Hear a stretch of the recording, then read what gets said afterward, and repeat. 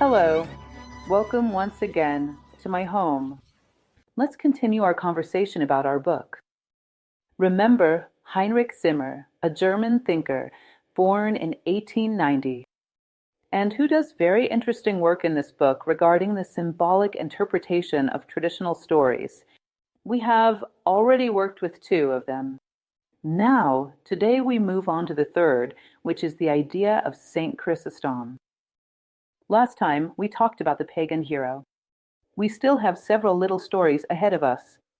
Let's read together, summarizing each one and commenting, making some remarks from the author himself, which are very good.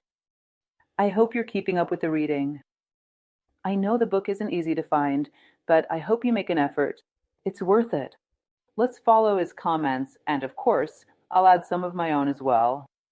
Shall we? For those who have read the story, you know that this story of Saint Chrysostom refers to Saint John Chrysostom, who was truly a religious figure that existed. He was a bishop of Constantinople, born in 345 and died in exile at the age of 62. There is even an account of his story. At least, it closely resembles the real story. What we're dealing with here is a fable that was created based on a story, which was first published in the 15th century, which deals with the story of John Goldenmouth, the name he was given. Based on the story of a real saint, a sort of medieval legend of John Goldenmouth was created. Well, it is said that there was a pope, very kind, very pious, who, whenever he was walking with his entourage, when it was time for his prayers, he would just step aside. He would step aside and go to a corner to pray alone. He enjoyed solitude at that moment. And when he does, he starts to hear a voice, with a cry, something powerful, strange. And he ventures a bit further into the forest to search, not knowing where that voice is coming from. He thinks, well, is it a ghost? And he, in a loud voice, says, "In the name of God, who is the owner of this voice? Come forward." And the voice begins to speak to him, and it says that it was a soul, suffering terrible pains, trapped in hell, groaning and making dreadful laments to hear. And he asks, very compassionately, "What can I do for you?" Poor soul. And this voice responds, "No, you can't do anything, but there is a boy who is about to be born named John. If he prays 16 masses in my name, I will be freed." Then this voice explains to him that there was a very kind, virtuous couple living in Rome, whose wife was about to give birth to a boy. This boy would be named John, and he would become a very wise and very good man. It even gave the Pope the address where this couple lived, meaning the information was quite precise.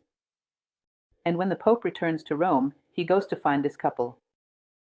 And he asks that, when the child is born, they bring him to him, as he would like to baptize him personally and would like to raise him. Imagine a couple who didn't have much, having the opportunity for their child to be raised by the Pope himself. Of course, they were very happy about this. So, when the boy is born, he is taken to the Pope, who baptizes and adopts him. At 7 years old, this boy then begins to receive his lessons at the college. However, little John had a tremendous difficulty with learning, and he was already becoming the object of ridicule from the other children, and this caused him a lot of suffering. Every day he would go to a chapel, to the presence of a virgin, a representation of the Virgin, where he would say his prayers and ask that he might learn his lessons, that he might have the ability to learn, at school, what was being taught. On one occasion, in the midst of one of his childlike prayers, he hears a voice coming from the image. And this image says to him, "John, come here and kiss my lips." He is horrified by this. "What do you mean? This is a desecration." But she insists, "Do what I am telling you, kiss my lips, and all wisdom will be passed on to you through this act." And the boy, faced with the insistence, goes there and with his pure, childlike lips, he touches the lips of that image of the Virgin. And automatically, when this happens, his mouth is marked by a golden aura, shining like a star, and all the wisdom of the world is transferred to him. When he returns to the college, everyone is astonished, because one day he was a boy that couldn't learn. The next day, he is a boy who starts teaching his own teachers. There was nothing he didn't know. He begins to be the master in that school, still very young. This surprises everyone. As he grows up, his adoptive father, who was the Pope himself, eager for him to pray the 16 Masses, in honor of that poor voice that suffered so much, eager for him to free that poor soul. Don't tell him this story. But he is ordained as a priest at just 16 years old, and at 16, a boy priest, he celebrates his first Mass. But while he was celebrating the Mass, inside him, he begins to feel restless. He feels as if he doesn't have the necessary authority to impart those teachings. He says, well, I would need to know more to be able to redeem the sins of others. I feel worthy of this. I am just a boy, I know nothing. As soon as I finish this Mass, I will dedicate myself to poverty. I will spend my entire life living as a poor monk, as a humble religious man, dedicated to prayers, abstinences, so that I may learn something and have something to give. When the Mass ends, a banquet is held in honor of the new priest, and as soon as it concludes, he is already determined. He puts on very simple clothes, takes just a piece of bread, and heads into the wilderness. In the middle of the wilderness, he builds a small hermitage. With leaves, with materials, local woods, he lives inside there. Of course, the Pope is shocked and dismayed when he discovers this. And he asks everyone to search for him in every corner. And despite all efforts, people can't find him. He lives in that small hermitage, in a remote place, near a water spring, and at the edge of a cliff. And no one can find him there. And so the years go by, and John continues living there. And he becomes a hermit who, every day, dedicates himself to prayers and praise to God. At a certain point, nearby, stood the castle of the king of those lands. And his daughter, his only daughter, a princess, along with her maids, was gathering flowers in a grove near the castle. And suddenly, a gust of wind, a storm, a very strong wind, blows all the young women far away. But when they fall further ahead, they look among themselves. And the princess was no longer there. The princess had been carried by the wind in another direction.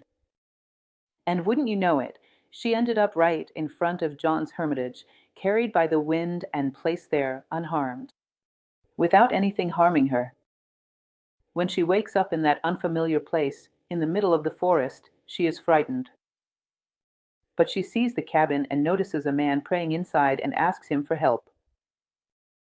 John was greatly startled. How did this young woman get here? But he realizes that he couldn't, it would be displeasing to God, leave her out in the open, threatened by a wild beast attack. So he decides to draw a line inside his hermitage where each would stay on one side. They would never touch, and she would live a life like his, chaste and devoted to prayers and praises.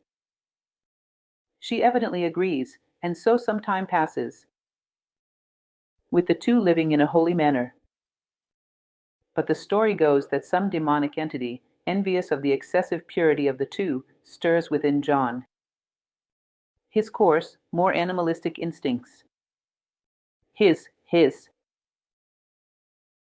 sexual impulse that he contained with such care, stirs that within him, until one night he wakes up and throws himself into the arms of the princess, and the two fall into sin. As soon as this happens, the two fall into an even greater despair than the so-called sin that had been committed. He despairs, completely loses his mind, and takes the princess, who for him had been the object of his temptation, and throws her off the cliff. Having done that, John falls into great despair. He realizes that he had made a second mistake, even worse than the first. The young woman was not to blame, that the blame had actually been induced by him into error. He had sacrificed an innocent out of madness. This causes him to fall into great pain and deep regret. He wanders through the forest and decides to seek out the Pope himself to confess. When he arrives, many years had passed, and the Pope does not recognize him. When he confesses, the Pope rejects him, says that he was a wretched murderer of a pure young woman and that he should disappear from there. And he becomes desperate. He returns to his hermitage and starts pondering a solution to redeem himself for his mistake before God. He decides, since I have behaved like a terrible beast, I will act as the terrible beast that I have revealed myself to be.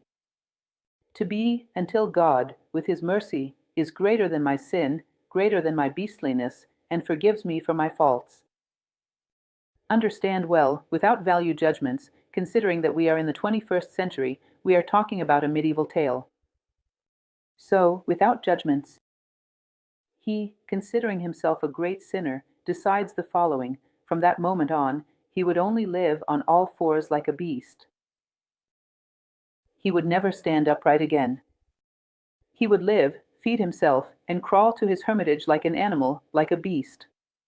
He would never stand upright again until he was certain of the forgiveness granted by God. And so it happens. And his monastic robes, his garments, as a religious man, rot clinging to his body, gathering dust, dirt, his hair disheveled. He becomes like a monster, truly like a beast. A covered body, no longer recognizable as a human being. And always moving on all fours, when tired, he drags himself to his hermitage, which has turned into an animal's den. A place once sacred, which he maintained with such care, now becomes like an animal's den. And he lives there for many years. Until, after many years, the king searches for his daughter, doesn't find her, and feels deeply saddened. The queen becomes pregnant again and gives birth to a boy. They decide to take the young prince to the Pope for baptism. And, just as the Pope turns to do this, to perform the ceremony, the newborn baby starts to speak and says, "No, you are not the one who should baptize me. I want to be baptized by a holy man named John." And everyone is shocked by this, and he insists, but the baby adamantly refuses. "You are not the one who will baptize me. It is Saint John who will be brought to me." And everyone asks who this Saint John is that he speaks of, and no one knows. Until, a few days later, the king's hunters, venturing through the forest, come across that strange creature. No one can say who that bishop is. As he doesn't resist, they throw a cloth over him, tie his legs, and take him away. They take him to the kingdom, to the castle. And when they release him there, he curls up, crawls under a bench, and refuses to come out no matter what. And everyone rushes, everyone wanting to see the creature that had been brought, and the nurse holding the baby also approaches. And then they try to show the creature to the baby. The baby, who can speak, asks to see the creature. They try to bring him out, but he hides until they manage to expose him. Then the baby says, "Saint John, stand up, because you are destined to baptize me." He is startled to hear that and says, "If it's a sign from God, speak once more." And the baby repeats, "Saint John, stand up, you are destined to baptize me." And he says a prayer saying, "My Lord, God, if you have forgiven me for my mistakes, express it through the voice of this child." And the child repeats, "Yes, of course. John, God has already forgiven you for all your sins. Stand up, for you are destined to baptize me." In a state of grace, he stands up, and as soon as he does, everything that was stuck to his skin falls away. All that dirt, the tangled hair, the rotten clothes, everything falls away, and he is left bare. And the people bring clothes for him. And he becomes clean, completely clean, as if that was never a part of him, like the bark of a tree. And then he baptizes the child and the Pope, who was present there. He becomes curious to know who that man is. He asks him to come into his presence, and he says, "My father, don't you remember me?" And the Pope didn't remember, as a lot of time had passed. I am your son, who was raised by you, educated by you. I celebrated my first Mass and then fled to the wilderness. I felt pure enough to redeem. A sinner, once I didn't know what sin was. And the Pope is startled.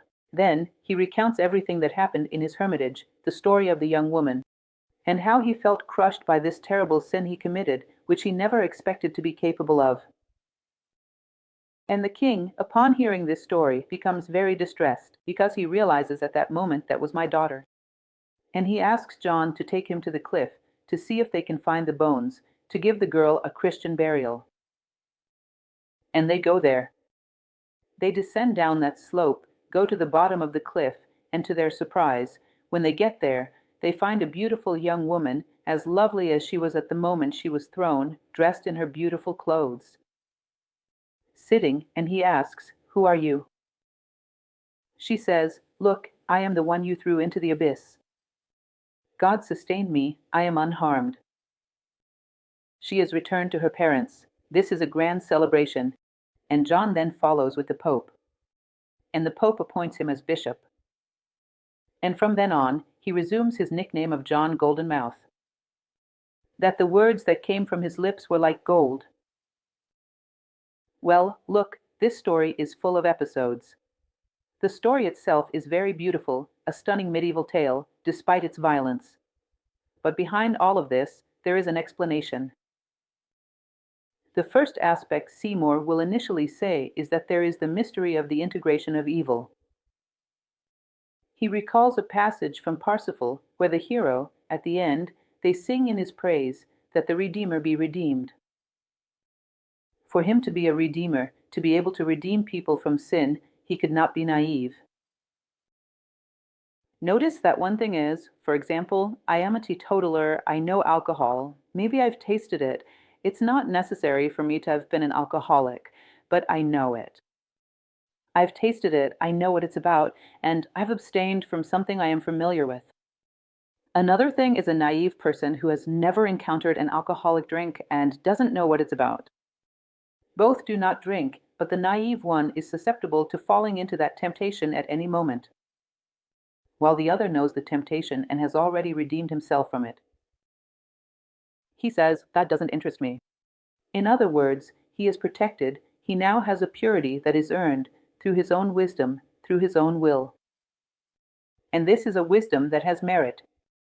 Those who go through elements of corruption, of temptation, in quotes, will need him as a guide. And he will be able to guide, because he has already walked this path. So, he will talk about the necessity of knowing and dealing with the shadows.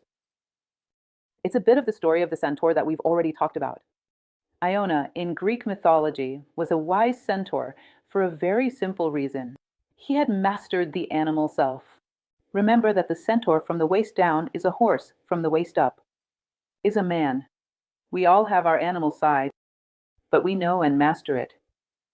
And now we are human beings, because everything that lives within us is under our command. Once again, it's impossible not to recall the story of the alchemical work, the work in black. Descend into the depths of your consciousness and see all the creatures that live within you.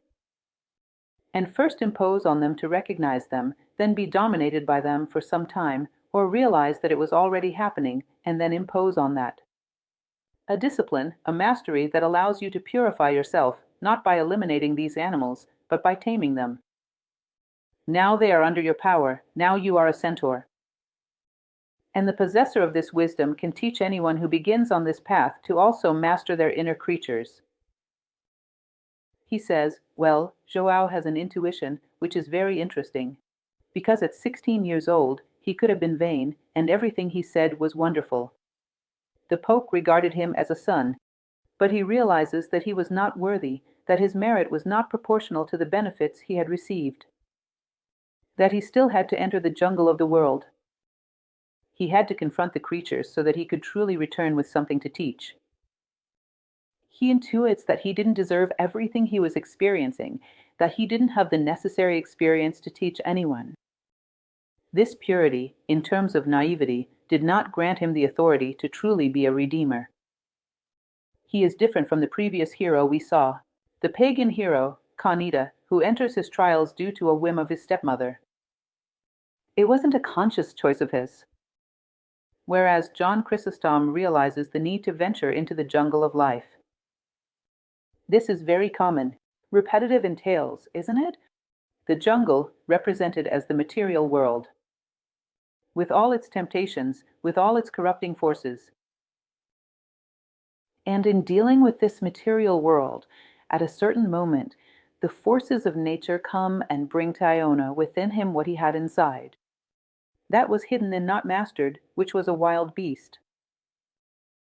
And once he confronts this wild, violent, sensual beast within him, he feels ashamed, suffers tremendously, and decides to embrace it.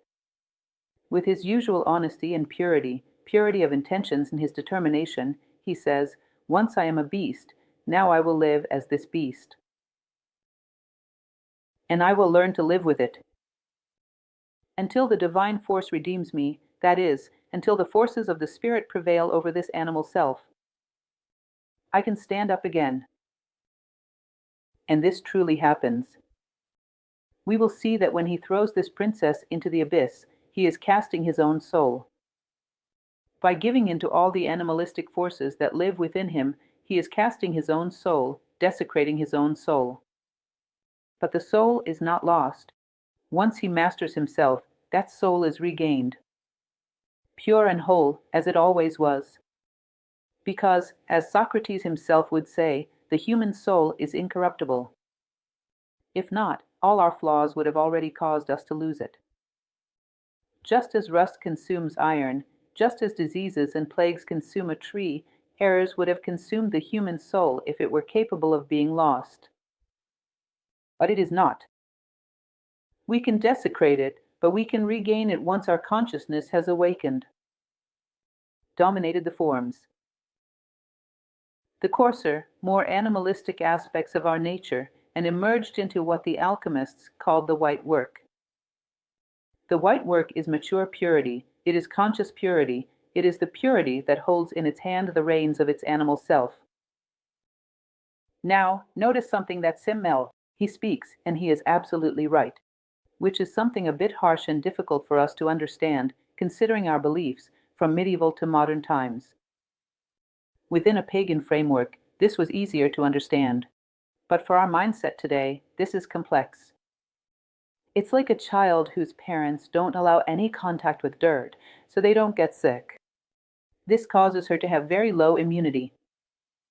We know today that this is not advisable. It is advisable for the child to indeed have contact with pets, contact with nature, so that she builds resistance. The same thing that happens on the physical plane happens on the psychological plane. It is necessary for us to have contact with evil and to develop, sharpen our tools to master it, to know it, to learn from it that this is necessary. And then master it. This happens with our Prince Kaneda when he places K, the carp of the donkey, of the horse, freshly sacrificed, on his back. And it will happen with John Chrysostom when he himself gets down on all fours like an animal. In other words, he deeply understands this animal nature of his. He passes through the portal of the fairy kingdom, or through the portal of divine mercy, and emerges standing as a human being, but now a centaur. A being that knows its animal nature and can retreat, recover its purified soul. He can be recognized by an infant not yet baptized, meaning a being that is not yet human. He is still the very voice of God.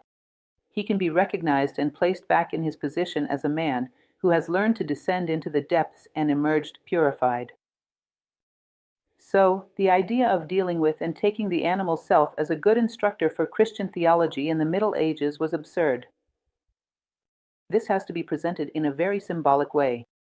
But, in truth, for the pagans, this was viewed with great naturalness.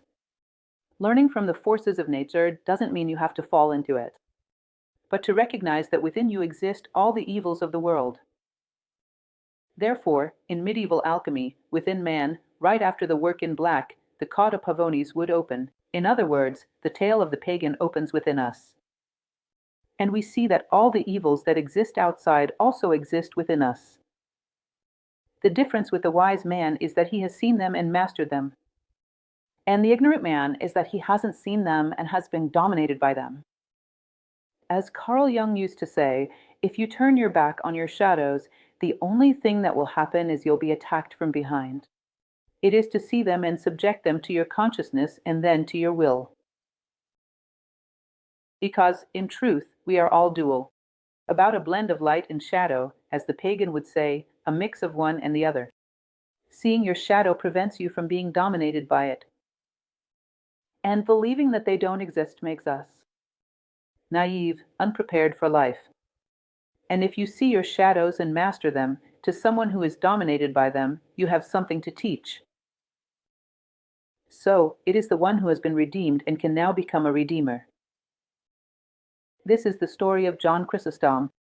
You see, in this story, it excels in terms of symbolism. And it shows the path from ignorance to wisdom as a journey where the light becomes more pronounced. But one must face the shadows, and those who don't do it have no way to teach those who come after them. To confront your own shadows without fear, with honesty, to acknowledge them, these are my shadows, and learn to reverse their energy. Take the reins of them in your hand, and make sure you hold the reins of your animal self. Do not become a lackey in the hands of these forces, but the one who masters himself, who, therefore, has the authority to lead others. To build a bridge that is the true pontiff between earth and sky. To lead others who also wish to prevail over their own shadows. And this is the story of John Goldenmouth, who then became a bishop for his entire life and was able to spread words of gold. As soon as the Pope told him about that vision, not a vision, that hearing he had in the forest. He then prays his 16 masses and redeems that soul that was in hell. Understand this? Only then, having conquered his own inner hell, was he able to pray the 16 masses and redeem a soul from hell. This is symbolic. He probably didn't redeem just one, but many, from this inner hell of not seeing or mastering our own shadows. The world is dual, but evolution consists of making the light prevail over the shadows. That consciousness, look into the depths of our animal self. And do not eliminate it, because we need the animal self, but tame it and put that force in favor of the light. This is our story for today. I hope it provides good reflections for you. It's very beautiful, very special. I hope you overcome your prejudices. Do not view it as a 21st century listener criticizing medieval thoughts, because that is not the case. We are here to extract the symbolism from the story. The forms were forms of the 15th century. We are not going to get caught up in criticizing the thought forms of the 15th century, but to extract from it the symbolism that can be useful for our growth, now and always, because symbols are timeless. That's it. Good evening and see you next time.